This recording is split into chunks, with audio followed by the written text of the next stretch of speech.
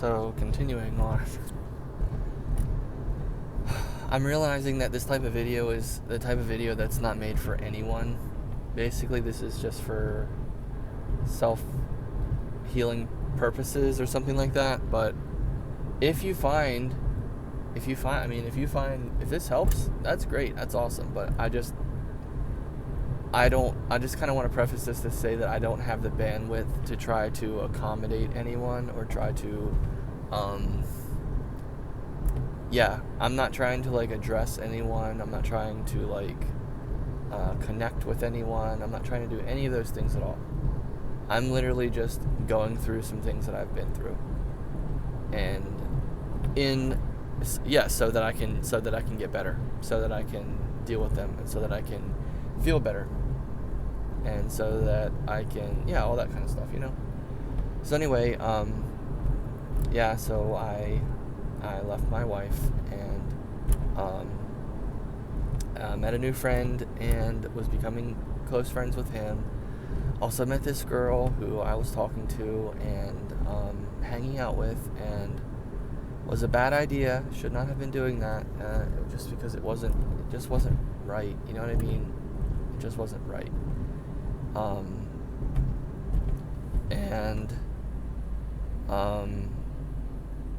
Let's see. So I was hanging out with my friend, and I felt comfortable around him, and I felt like I could trust him. Like, I didn't know him that well, but I felt like I could trust him, and I confided in him a bit, as much as I could, because I kind of kept things to myself because it was so much to deal with, Couldn't just talk about everything openly, especially with people I didn't know that well. But speaking of things that I did or things that happened after I left my wife, I want to try to do this in a way that's transitions from one thing to another without just jumping into one thing. So I did this, and then I did this, and this was crazy, and then this was crazy, and I lived a crazy life, and I just did all kinds of crazy things. Not like that. But basically,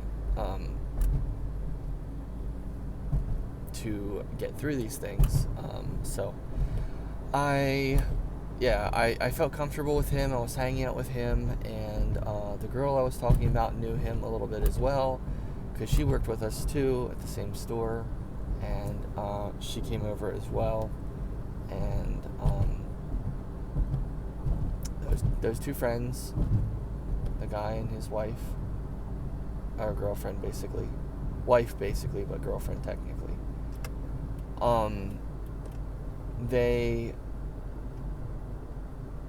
I didn't know everything about them, but they smoked cannabis. They smoked marijuana. And it never seemed to be a problem. I didn't take them as people who had a problem. They didn't seem to have a problem to me.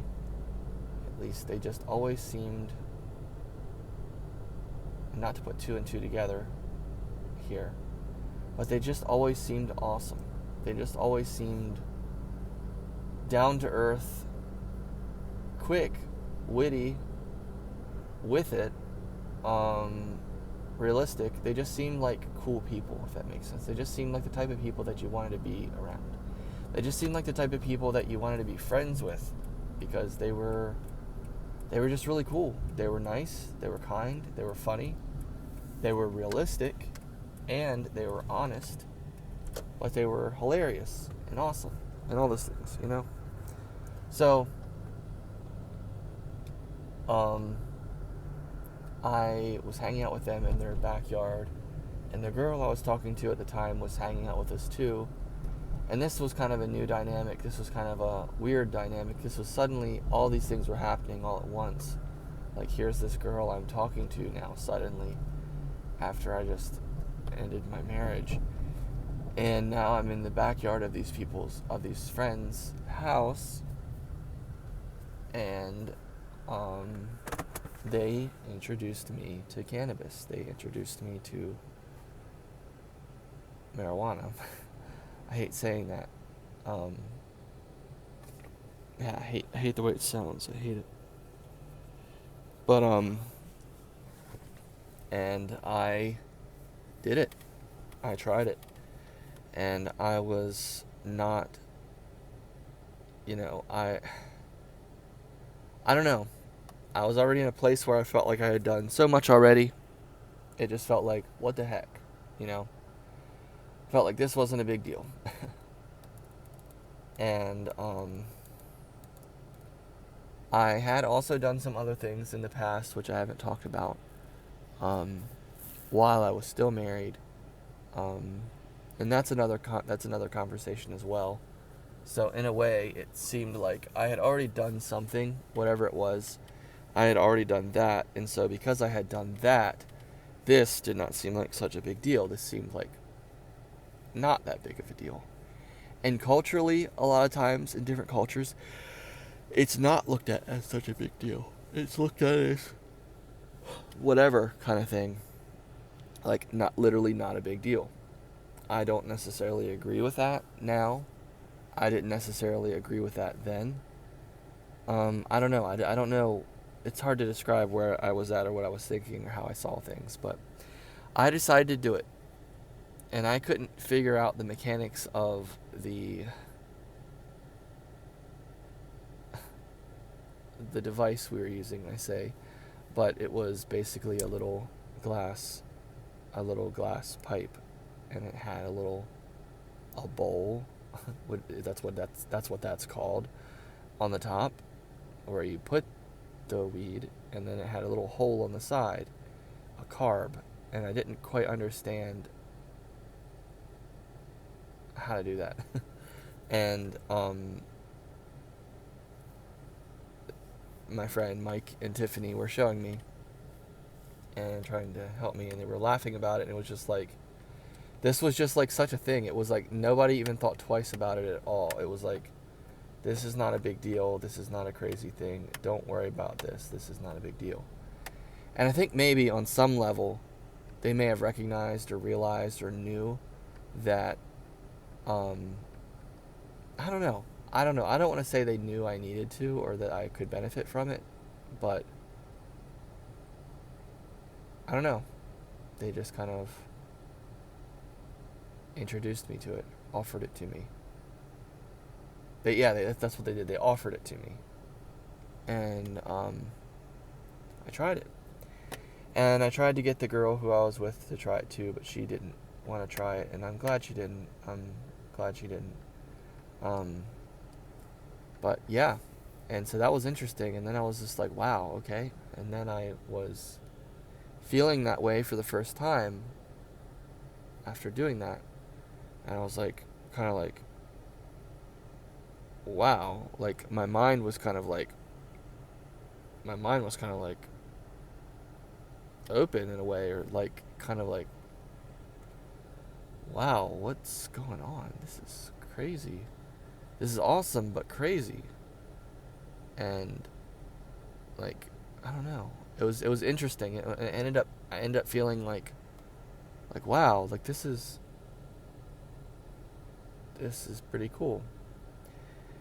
And I guess still cautious, but at the same time I was like, I guess maybe I was thinking like, well, I don't really need to worry about this. Like, this is, I don't know. I guess there were parts of me that were a little bit afraid. Like, oh man, what happens if like the cops come by and they see us in the backyard doing this? What happens then?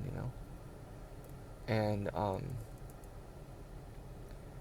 but so that was for a couple hours, I think, and then it just kind of wore off or whatever, and I was like normal, and took her home and went about my everyday life. And then eventually I started hanging out with them more, and then we hung out and stuff and talked, and then eventually we did it again. We smoked more, and then that continued on, and then it kind of became a thing, and then I had become familiar with it or fluent with it or whatever, and felt like this isn't a big deal. This is just something that I do from time to time. I don't even think about it. I just kind of do it. It's not even a big deal. Um, and so I started doing that, and then eventually I got my own my own piece, and then I eventually started buying it from a friend, different friend, who I had also met at work. And yeah, so it was just crazy. I liked it, and it was relieving. Yeah. Well, it was relieving, but at the same time, this is definitely not the type of thing that you want to get into. I don't recommend it to anyone really. Anyway, it's a kind of a tricky thing because it's against the law. It's psychoactive. There's a lot of bad things that can come with it. A lot of bad things that can come with it. And yeah, and can just create a lot of problems basically for you and for the people that you love, which is crazy. So you have to be really careful and just not not get involved with it really. That's the best advice. Not really get involved with it. So that's kind of what happened next at that point in my life, and I had begun doing that and was living. I eventually got myself my own apartment, cheap little apartment, and fairly basic, and lived with this girl who was also a little younger than me. She was cute, she was cool, but I didn't feel any kind of like attraction to her or anything like that. But she was looking for a roommate, and I was like, okay. So I was her roommate, and I kind of had to prove to her that I was an okay guy, because like to me it was like, well, you can't just be like, dude, you posted on Craigslist looking for a roommate. Like, I'm a dude, and I'm not gonna be that creepy dude. I'm not a creepy dude. I'm not that creepy dude. So I don't know. I felt like I kind of owed it to her in a way to prove to her that I was not the creepy roommate. So I needed to be a stand-up guy, and so that's what I was. And so lived there. We moved out of the house. I moved out of the house. My wife, now ex-wife, basically at the time, and still, she moved back into the house. And I don't know. I talked to her still. Things started to kind of cool down. They started to calm down and cool down.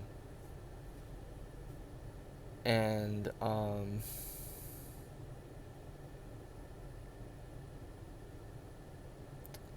yeah, so it was really crazy. It was really crazy, to say the least. Everything. And my whole world was like turned upside down. Whole new world turned upside down, basically, and what's going on. Not turned upside down as in it's all crazy. Like, my current situation then was not all totally crazy, but it was, comparatively speaking, it was, oh my gosh, your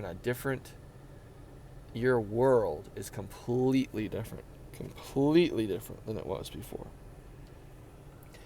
I had more freedom. I could do whatever I wanted. I could come and go as I pleased. I could go here, go there, do this, do that, whatever. No one was looking over my shoulder. No one was watching me, whatever. All these kinds of things. And, yeah, so all these kinds of things. And,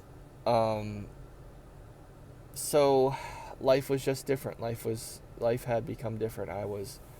This was a major transition. This was, like I said, I got my own place to live. That was pretty cool, and I felt independent. I felt entitled. I felt like, wow, I've got my own place to live now. I feel like this is great. I got my own place to live. And then everything would happen, and I still was kind of sad from everything that happened with the relationship and the ending of it and everything. And I remember getting into my apartment and settling down and finally getting in there and everything, and just being there and being there and being there and being like, okay, I'm here now. Okay, I got this place to live. I'm here, you know, and just sitting down and like sitting on my bed or something and just sitting there and being like,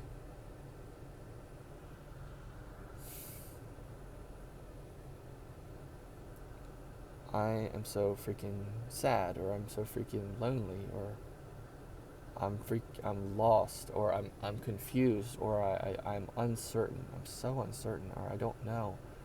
Or I don't know what to do now, or this is so different now. This is so empty. I feel this loss. I feel this lack of love that was present in my life from her. And I feel all these things, and that was really hard. That was hard to deal with, and I didn't know what to do, really. I didn't know what to do. So I continued doing all the things that I wanted to do, all the things I wanted to do, continued hanging out with a girl who was way too young for me, continued to smoke weed, and continued to hang out with my friends. Not those friends, the same ones. I continued to hang out with them too, but specifically younger ones. And that I was friends with, and they smoked too, and so it was just like this thing. It was just like it was like a relief. It was like an acceptance. It was like, oh wow, you do too? Oh wow, so do I. Oh wow, this isn't weird, is it? No, it's not weird at all. We're not gonna act like this is weird. We're not gonna be weird about it. We're just gonna be normal about it. We're gonna be normal about it, basically. And me and them boys, they were boys basically. They were too young. They were teenagers, late high school teenagers, and I shouldn't really been hanging out with them, corrupting them or whatever. Being a bad example to them, basically.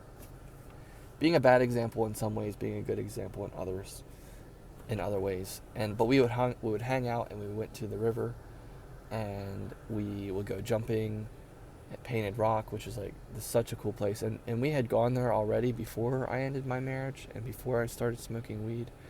But now things were different. Things were just like, I was faced with this big dilemma of life. I was faced with life, and life was looking at me, and I felt like, and again, at this time, I didn't have much of a relationship with God. I wasn't interacting with God a lot. I wasn't really thinking about Him or believing in Him that much. I couldn't really bear to think about it. I couldn't bear to think about what was going on, what I had done, and all these things, or what I was doing, etc., etc. And so I kind of had to look at my life, and I had to kind of look at everything and say, well, what am I going to do now? Because I was totally doing something beforehand with being married and working a job and providing and all those things and working for our future, I guess. It didn't really ever feel like that, though. It felt like we're just literally dying. It felt like literally we're just like, it was not fun. It was not fun to say the least, really.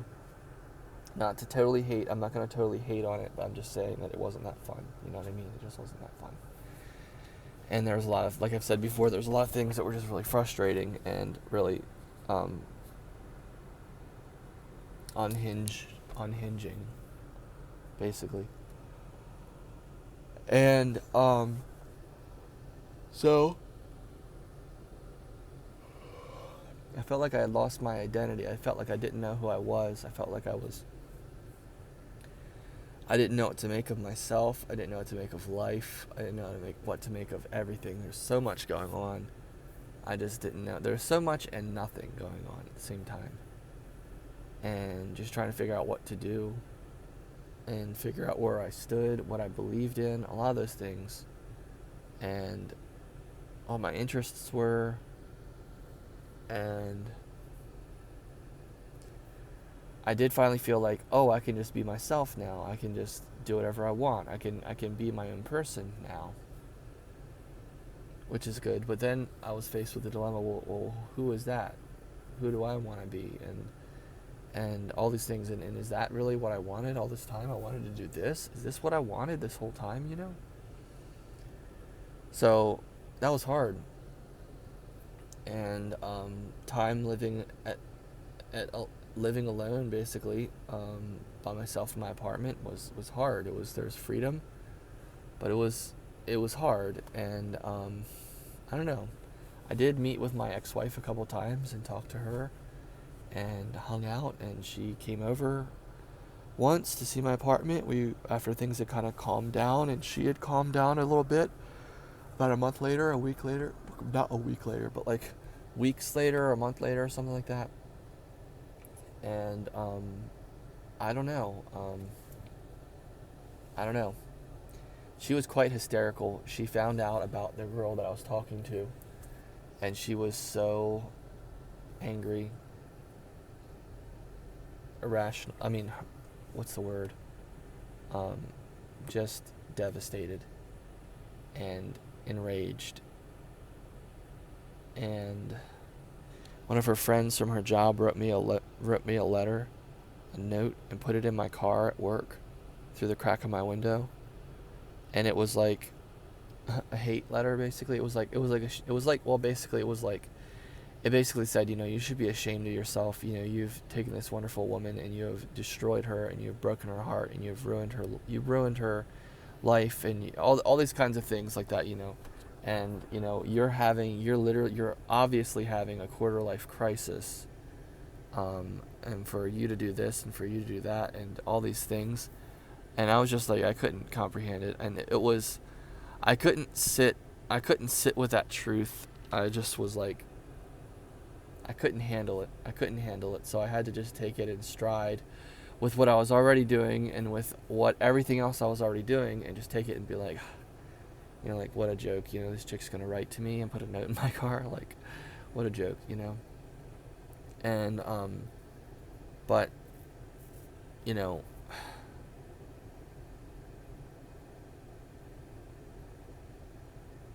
it's crazy. I don't want to say she was right. But in a lot of ways she was right. And I couldn't handle that. I couldn't handle it.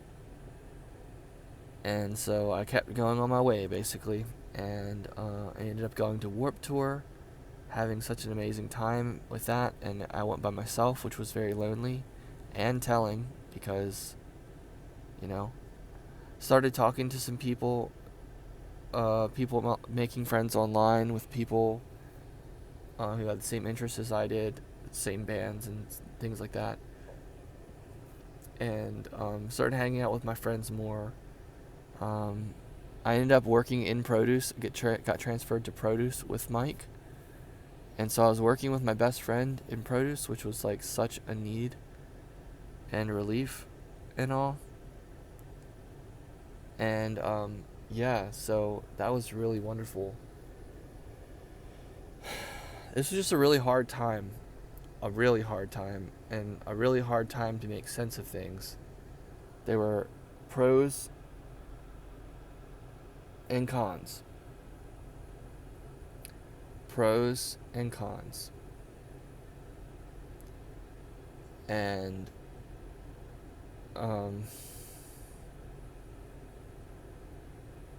it was really hard. I felt really lonely. I started working a second job out of boredom, out of exploration, and I met some really cool people there. Actually, I ended up meeting one of my best friends. I wish he and I still talked. I gotta try to figure out a way to track him down somehow. I don't know if it'll work because it's been so much time, and I don't know if he's too busy to talk or whatever, or too busy to be my friend. I don't know, or if he has feelings about me or whatever, because I moved away or whatever.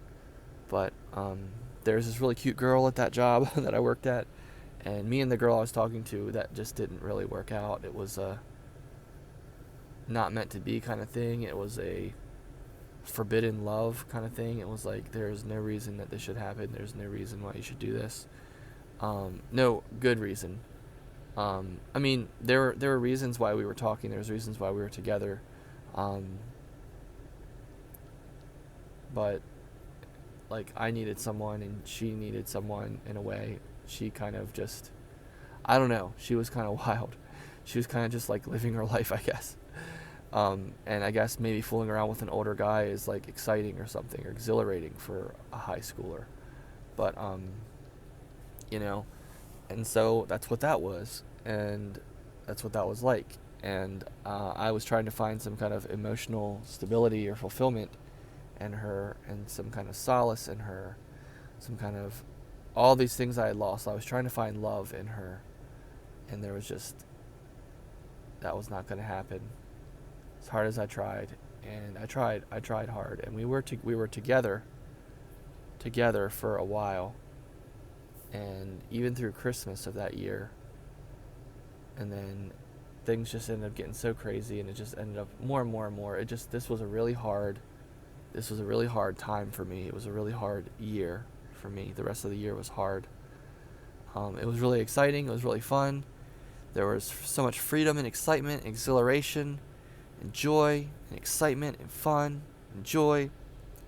But there was also so much, like, struggle, and strife, and loneliness, and lack of satisfaction, lack of fulfillment. All these things, When I was married, I had someone who loved me and who cared about me. Not to say that this other girl didn't care about me or love me, maybe, but I don't think she ever really did love me. Not really. And then that's okay. I don't mind that. That's okay. But it was hard. This was a hard transition. This was a really hard year afterwards for me. And I know it was for my ex-wife. I know it was for her. She was hysterical for a long time.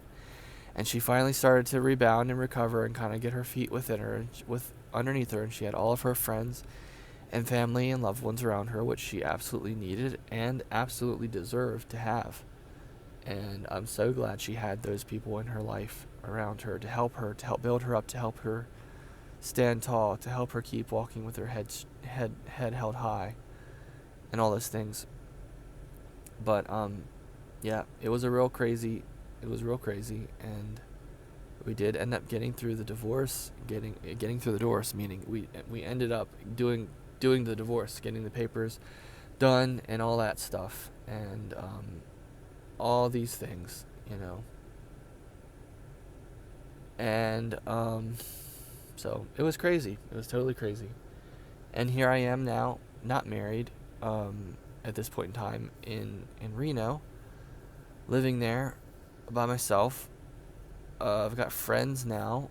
I've got a little band of friends. I've got a community. I got people in my life who I like and who I know, and who like me, and who are friends with me, and who love me, basically, and who are friends to me and good to me and kind to me and fun and all these things. And I just ended up eventually feeling kind of really like